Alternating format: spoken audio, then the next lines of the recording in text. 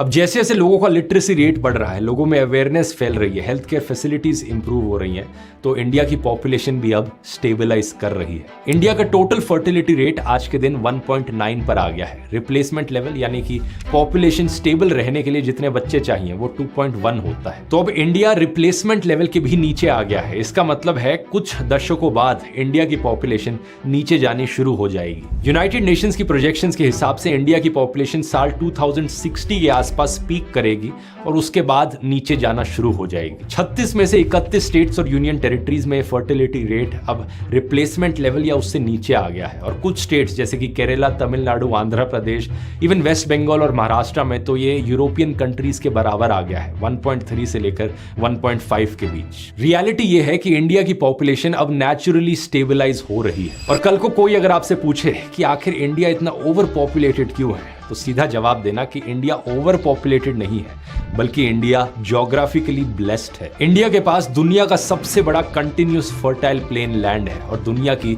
सबसे ऊंची पहाड़ियां हैं। नेशनल एंथम में वो लाइन है ना, विंध्य हिमाचल यमुना गंगा। उछल जलधि तरंग।